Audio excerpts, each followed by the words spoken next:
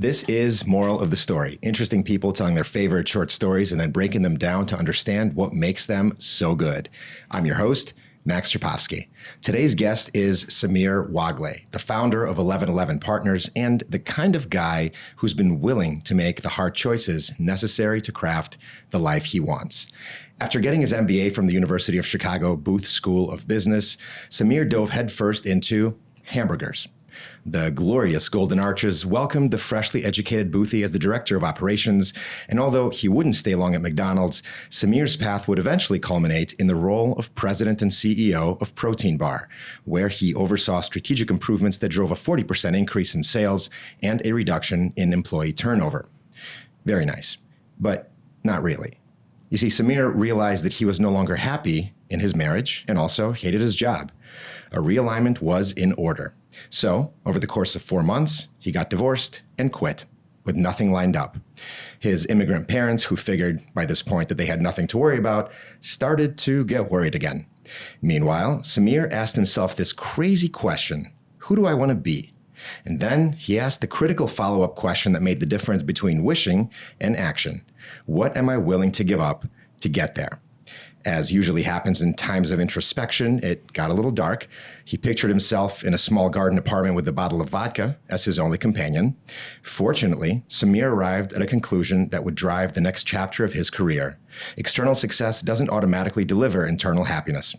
After realizing that he loved building high-performance teams, Samir founded 1111 Partners, an executive search firm focused on finding and developing leaders for high-growth, purpose-driven organizations. The focus at 1111 has its roots in the Japanese philosophy of ikigai, which roughly translated means your reason for being. Samir and his team want to find developing leaders at the intersection of their passion and skill set, which, incidentally, not only makes for engaged people, but I would wager probably reduces turnover as well. And as for Samir's own ikigai, well, in addition to his firm, it involves twice daily meditation, lots of home cooking, and in his own words, stirring up trouble with his wife and son. He had to learn some lessons the hard way, but he's emerged from the crucible all the better for it. As Samir likes to say, now his insides and outsides are very much in alignment. Samir, welcome to the show. It's great to be here. Thanks, Max.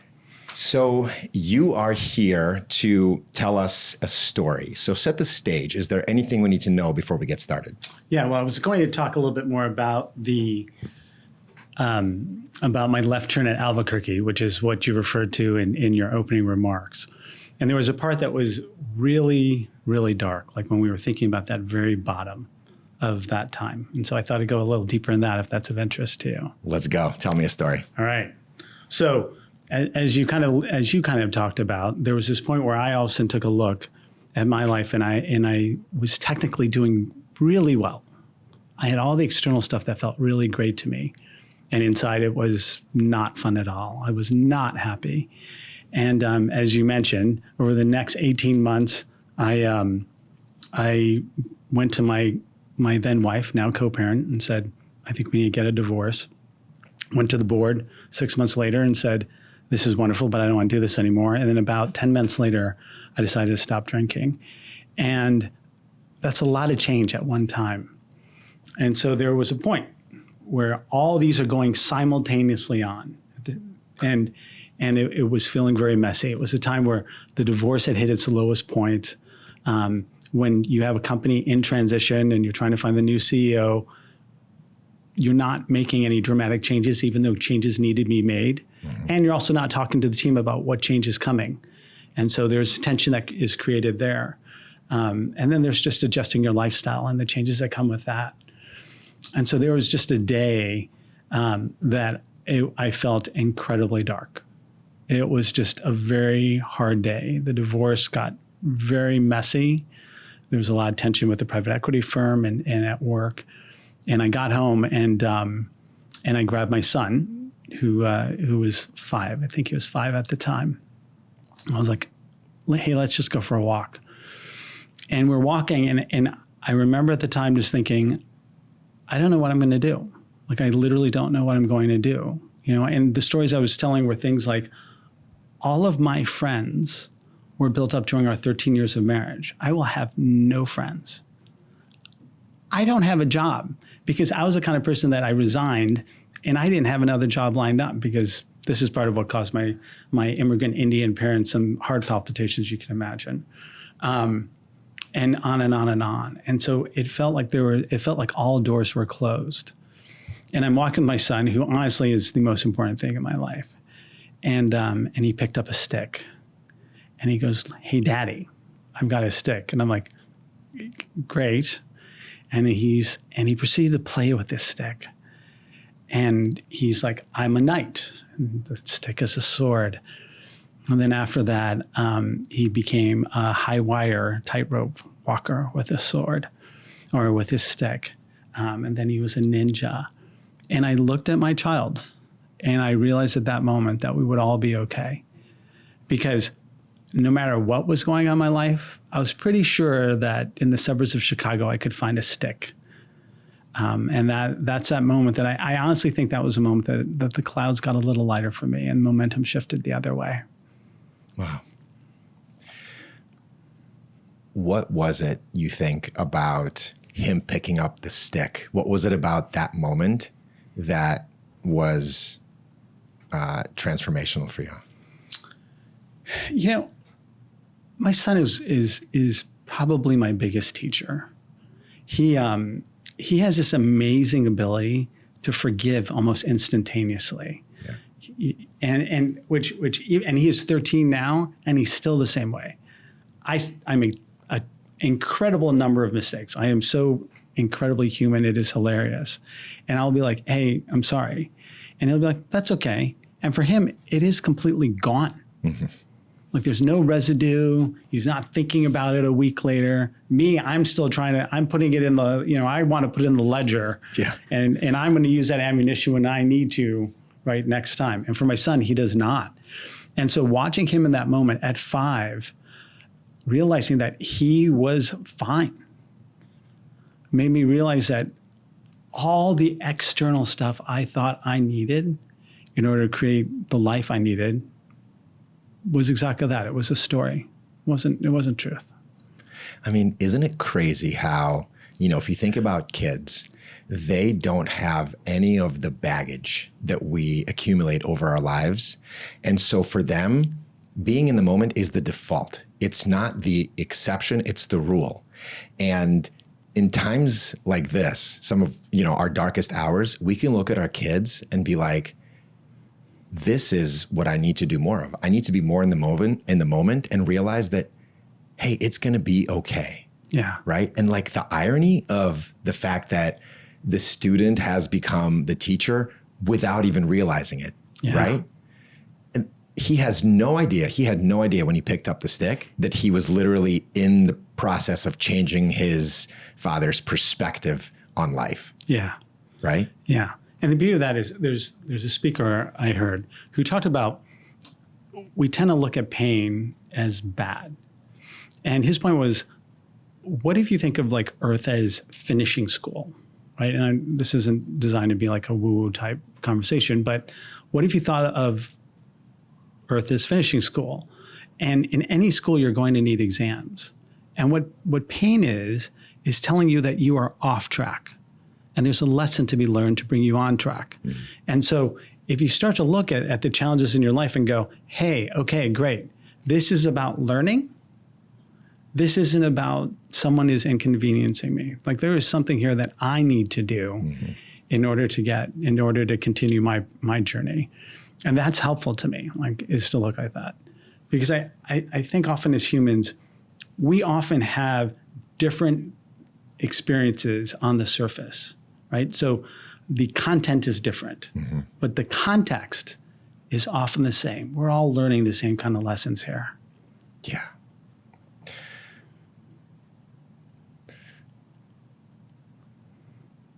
Did you feel like on the way back that your mind was running a million miles an hour about next steps? Or were you still trying to sort of be in that moment of inflection that you kind of knew you were in? That's a great question. I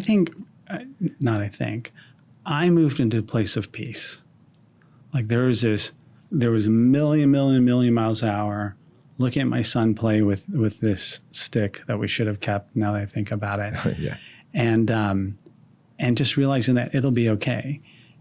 And there's so much I can't control, and that has been so much of my racket through life is I want to control things. I want to control outcomes. And I want to control outcomes. And if that doesn't happen, I'm angry. So anger becomes part of my life. And the reason I want to control outcomes, is because I'm scared. Mm-hmm. Right? I mean, underneath it all is this fear. If I don't have this, what will happen to me? What will happen to me? So the journey, as we kind of talk about, is me trying to shift from these places of anger and fear as two really pervasive parts of my life to something that's a little bit more peaceful and one that's full of acceptance. And I think that can only come with age, because ultimately what you're talking about is letting go. And letting go is so damn hard because of the uncertainty of what comes next, right? But the misconception that I think a lot of people have, and the misconception that I had when I was younger, because I was born in what was the former Soviet Union, where your life is very linear. There's something very specific that you do. You don't worry about hobbies or fun. You go get a job. It's relatively secure because, of communism, right? And so everything is linear, and your parents have an expectation of this linear progression through life. Yeah. And so that is how I came up. But what I realized is that actually what you have to do is relinquish control, because all of the best experiences that people have usually come from some sort of surprise. Something unexpected So true. yields some of your most fulfilling experiences, right? Case in point, when you left your house to go on a walk with your son, you had no clue this was going to happen. You were just like, I'm having a borderline panic attack. I have nothing figured out. So you were in that dark place that you just were so allergic to. Right. And you were like, I just need to go. I just need to get out. I'm going to take him. We're going to go. And you were vulnerable in that moment. And I think that made you open to this experience. But ultimately, giving up control is, for me personally, was one of the hardest things I've ever had to do. But if you talk to anybody who's ever done anything really interesting, it was rooted in giving up control. Yeah. You can't will your life into being what you want it to be the vast majority of the time. That's the crazy thing about it to me, is that was a time when you gave up control without even realizing it. That had to happen for the next thing to happen. Yeah. Yeah, we were talking about kids before we got online. And one of the interesting things is when I grew up, it was very clear to me that you have to go to college. The path is you go to college, you work as hard as you can, you make sure people like you, and you move up the ladder. And that's the way the world works. And my wife and I talk with my son, and we don't say that anymore. We now look and go, we say, yeah, if college is what you want, great. And if a gap year is what seems like what it is, you still have to do something. This is not Xbox 365, right? But it doesn't have to be college. If you want to go into trades, fantastic. Find what resonates with you, and you will be okay. And it is so interesting because there is such that part of me that looks at experiences my son has and says, and wants to grade them. That's good. That's bad. I should help. Totally. And there is this, one of the things I work hard is to remember that I am a guide. I am a guide for my son, but he's not. It's his path to lead. But that's so hard to do as a parent. Incredibly. I mean, you just want to protect them. You want them to you don't want to see them hurt, right? And so when you see them hurt, you feel like you're failing as a parent because they're hurting. But in reality, you're succeeding as a parent because if they fall down, at least you can be there when they get back up and help provide the context. Exactly. Have you ever seen The Bear? No. Okay. First of all, you must watch the show. Okay. It's set in Chicago, as you probably know, and it's Mr. Beef. So it's Orleans and I want to say Huron. Oh. I mean, it's right there in River North. And we're just finishing up the second season. And in the episode that we watched last night, this is not a spoiler, but there are two characters sitting in a car, and one of them asks the other, because she asked the other, she's like, you've raised kids. What lessons would you, what advice would you have for me? And he said, it wouldn't be to have kids at all. And I was like, that was funny, but also like such a lost opportunity, right? And then she's like, okay. And she's about to get out of the car, and he goes, the advice I would give you is to let the kids make some mistakes. Let them learn the lessons the hard way, and and don't worry so much, because they'll be okay. And when, my wife and I question we're really hard on ourselves as parents. And so when we question ourselves around how many activities they're doing or something that's happening in school,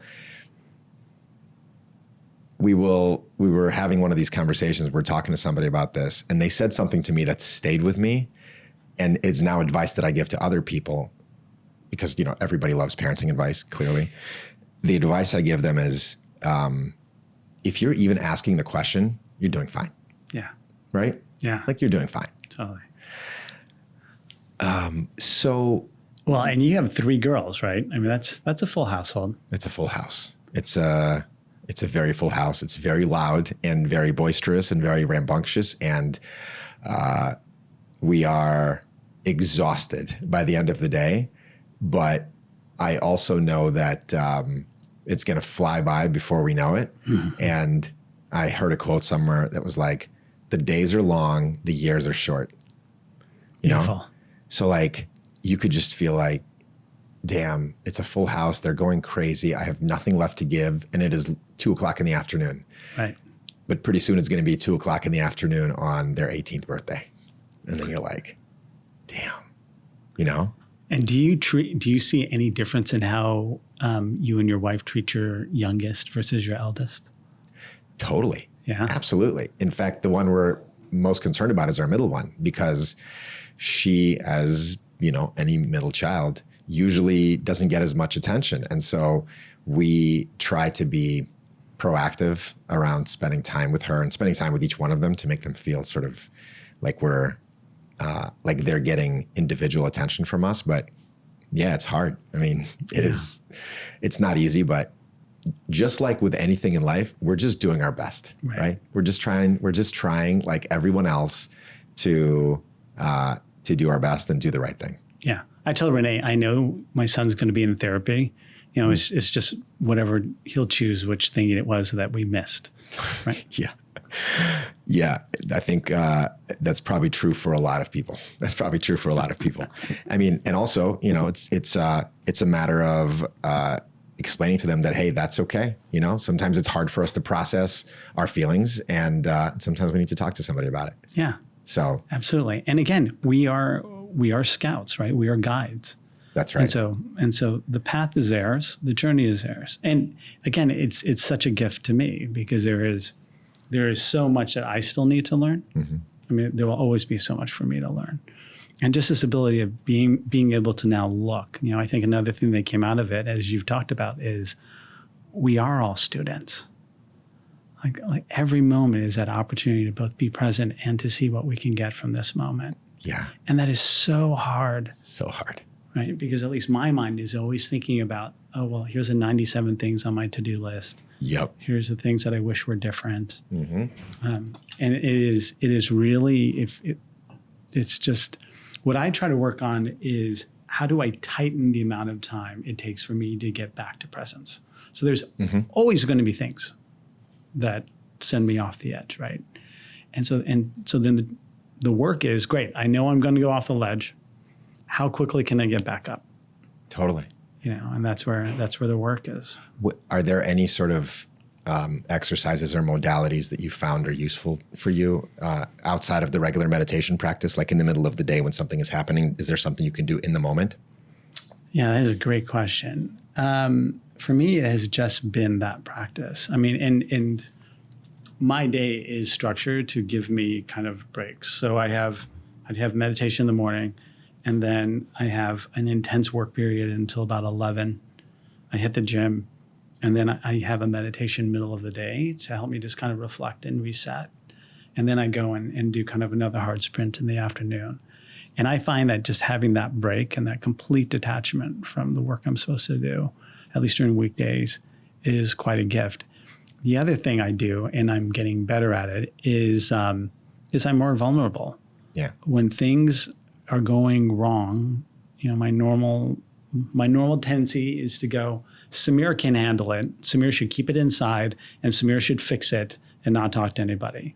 And the push now is the opposite, which is, okay, I'm feeling a little disturbed. Who of my friends can I call and go, hey, this is what's going on for me. Am I crazy? And often they're like, yeah, you're not completely doing everything you need to do. And it's like, okay, I can swallow that and then I can go on, right? Or sometimes they're like, no, you're all good. And why don't you let it go? Forgive them, they're human too. The fact that A, you have friends that you can call about this, the fact that B, you can be honest about it, and then C, most importantly, that you can, if they say, no, you're crazy, actually internalize that and say, you know what? Yes, I understand that there are things I need to change. That is a gift in and of itself. I hope you realize that. Yeah, and I just want to be clear that if we think I'm doing this all the time, that is, and that this has clearly become a fiction episode of your show. So it's work, right? It is just you're making progress where you can. Yeah. And but that's what I try to remember. I try to work really hard to call people or just to reach out to somebody and go, I'm off. I think that's one of the greatest things I do is just to get another opinion from someone I trust. That's amazing. That's amazing that you do that. If we go back to the story that you told, what would you say is the moral of that story? To be a student. Two things. I would say be a student and work on being present. Because the big thing then was like the realization for me at that moment was in that moment, there really was nothing wrong, right? I mean, in that moment, we had a house, we had plenty of food, my son's happy. Mm-hmm. It was me being in the future, me worrying about the past. So it was just the value of just in this, I think for most of us, I imagine for most of your listeners, in every single moment, we're pretty much okay. Yeah. Hard to remember, but worth the reminder. You can take, I found this with myself, I can take, depending on how I'm feeling, an identical set of facts and interpret it completely differently depending on how I'm feeling that day. Yeah. I could look at it and be like, this is fantastic. What a great opportunity. Or depending on how I'm feeling, I could be like, this is the worst thing that literally has ever happened to me. Oh, yeah. And it's such a good reminder that the narrative is in our head, not external. Yeah. You know? Yeah. So you have told some wonderful stories in your day. You've also listened to some great stories. So in your mind, what makes for a good story? What do good stories have in common? I think good stories are vulnerable. Like there is something that you connect to the storyteller easily.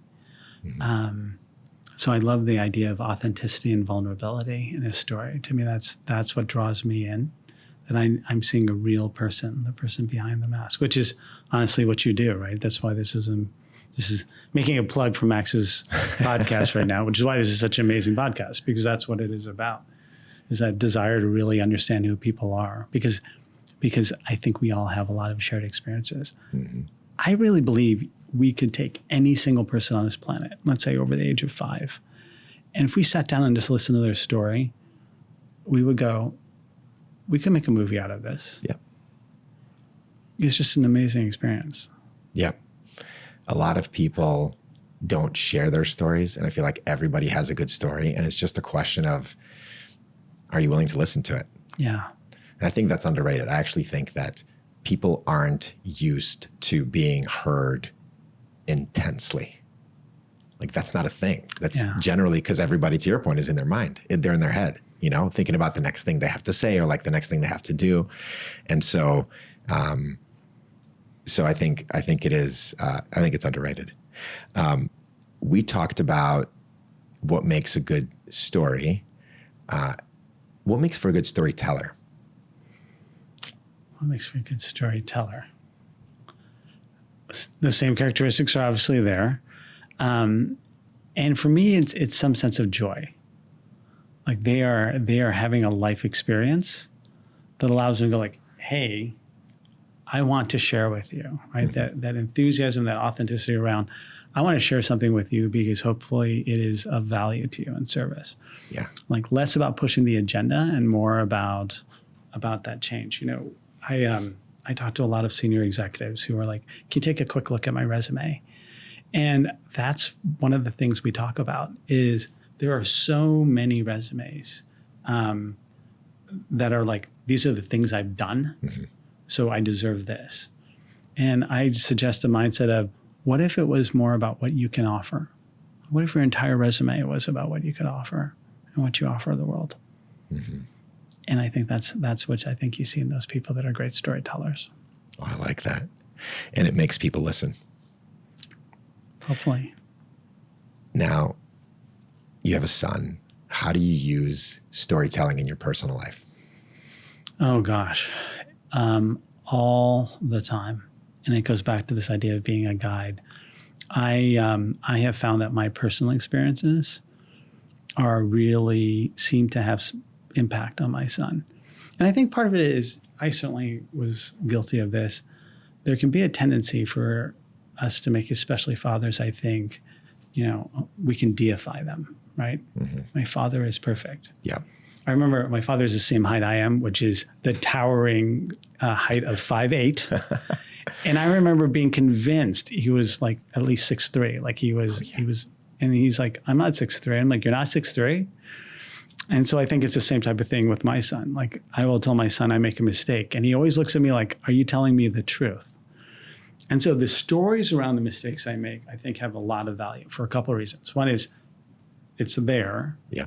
And two is it deepens the quality of our relationship. Mm-hmm. Like every time I tell him, I'm like, listen, I have done this and that was not great. And here's the consequences of that. And I totally get it. You have your own life to lead. So that's how it shows up in life. We use it quite a bit. And for what it's worth, I encourage my son to tell me stories. Oh, I like that. Open-ended? Open-ended. Just like, tell me what's going on. Tell me what you're thinking about. Tell me like whatever it is. And it's fascinating. It is really fascinating. And I learned so much from things like that. Again, me as a student, right? Yeah. Super powerful. That. I love that. I'm going to have to use that. I mean, our girls have no shortage of enthusiasm for telling stories. Mm-hmm. So a lot of the time it's a question of, actually also valid advice for storytelling. How can you condense that? Because they would just keep going. But it's funny because, if you remember at college, your professors probably started every lecture with a story, and a lot of books start with a story. Mm-hmm. And I love that because, it's entertaining, but also it kind of pulls you in. You're like, what's going to be the connection to today's lesson from the story, mm-hmm. right? And I was waiting with with two of my kids for the bus this morning, and we just started talking about cars. Mitsubishi drove by, and they were like, "Oh, what kind of car is that?" I told them, and I told them I used to drive Mitsubishi a long time ago, and the topic went to seatbelts, right? Because we always make them wear their seatbelts. Sure. And I said, that car, I was in a really serious car accident that. This truck pulled out in front of me. I hit him going almost 70 miles an hour. If I wasn't wearing my seatbelt, for the English teachers, if I weren't wearing my seatbelt, yes, subjunctive mood, I'm aware.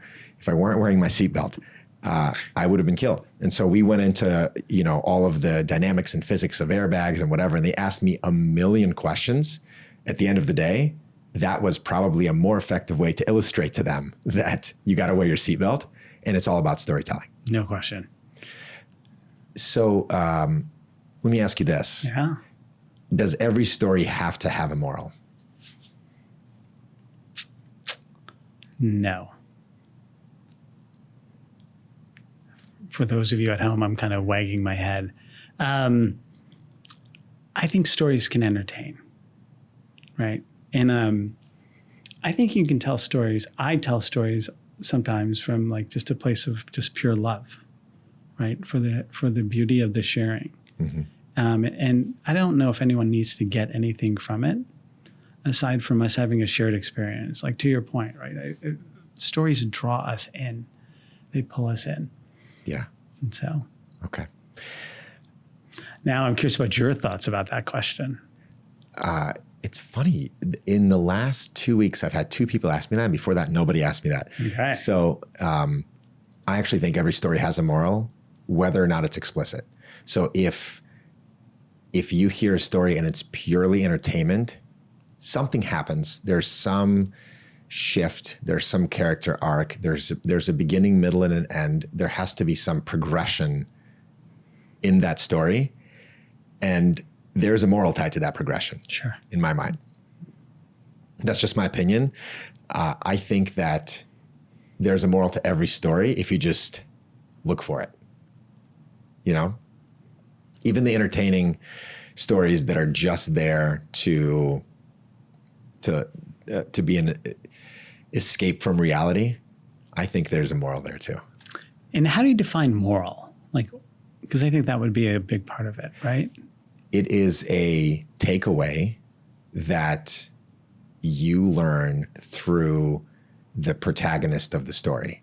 Something that they learn over the course of that narrative that you can then take away without having to have participated in their journey. That's what I mean, that's how I would define it. That's how I would define it. It's some sort of lesson. It's some sort of lesson. Yeah. I think it's amazing. Yeah. What is one of your favorite books that gets storytelling right? I feel this is so cliche, but I've always loved To Kill a Mockingbird. Mm-hmm. It is.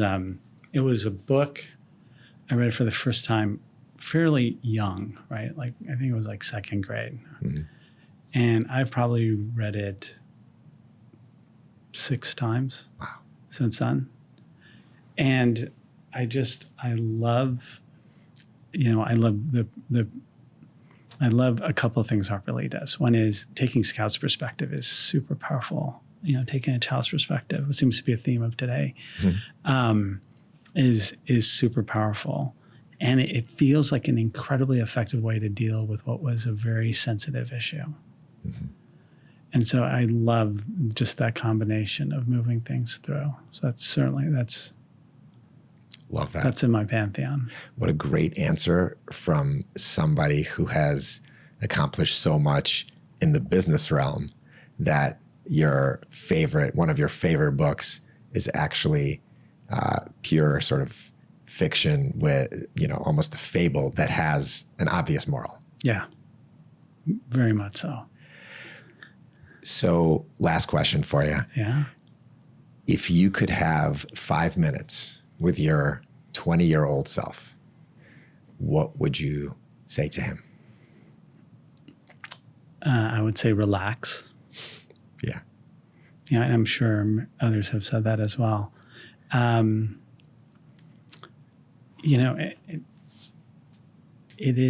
It all works out.